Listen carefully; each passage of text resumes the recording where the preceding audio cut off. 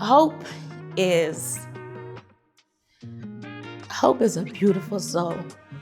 She would call herself a mom first before anything, and I know that influences everything that she does, but she is so much more. I admire her in so many ways. I admire her as a mom. I was also at her wedding, watched her have 2 babies during this time. She's so supportive. She's selfless in the way that she shows up for people, even before herself. You can hardly get her to say no. You can hardly get her to even take a break, and just, she's always running on low fuel, but needs to fuel herself like we always tell her.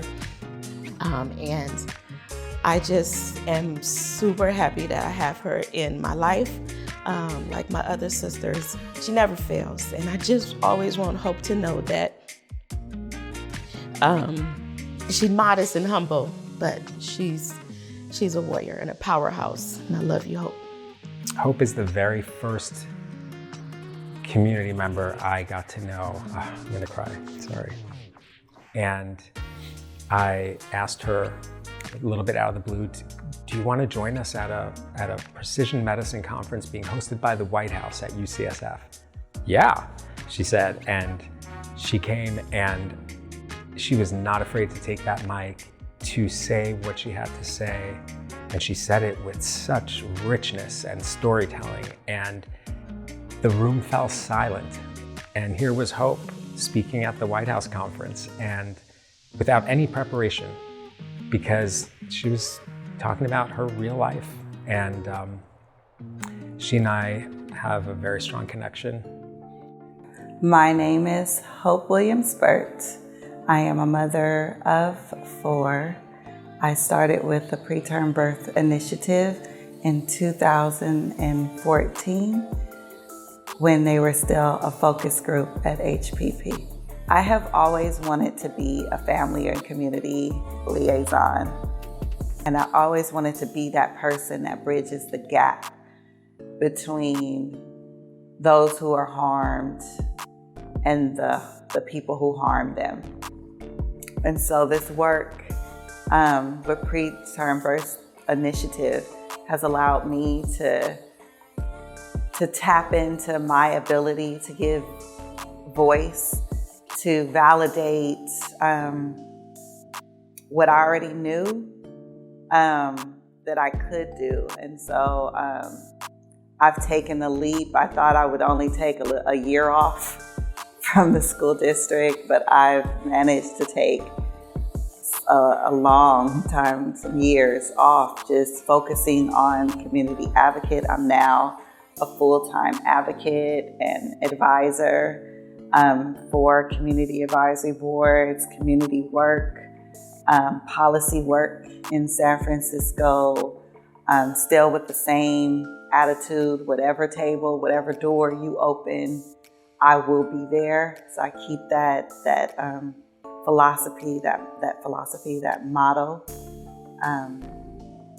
and it's really just centered me, really pushed. I would say not just centered me, but pushed me into the person that I've dreamt of being, and the life that I really dreamt of living. That I have an opportunity to leave a legacy. In 2014, I had a preterm baby. She was 34 weeks and 4 days. She was 4 pounds, 13 ounces, and I was pissed off. I was upset about the fact that I had a baby early and didn't know.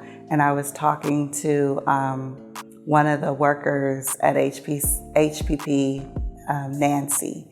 And Nancy, she was just so sweet. She was a wonderful ally at HPP. And she said, I have a group I want you to join. And I was like, oh, no, I'm not sure. She was like, no, I have a group I want you to join. So I was like, okay, I'll just come and see. And I came over, and they asked me to sit down, and they said, tell us what happened. And I was like, are you sure you really want to know what happened? And that was just the beginning of the journey. I sat down and I started telling them everything. And my first question was, how do I make it stop? What do I have to do to make sure this never happens to another person? I would say I'm most proud of our policy branch and supporting in creating that branch so that this work will continue and make a long-term impact.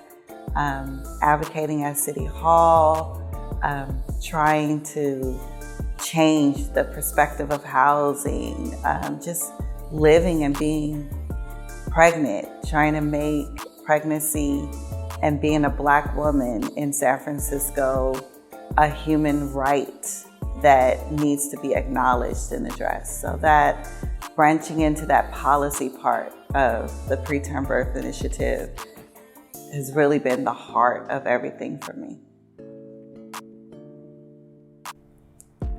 I always said that my purpose in life would be to impact nations. And I believe I'm still on that path. I will continue to be visible, to be loud, to advocate, to organize, and work behind the scenes. I will continue to do whatever I have to do for the lives of my sisters, for the lives of my people to be different, for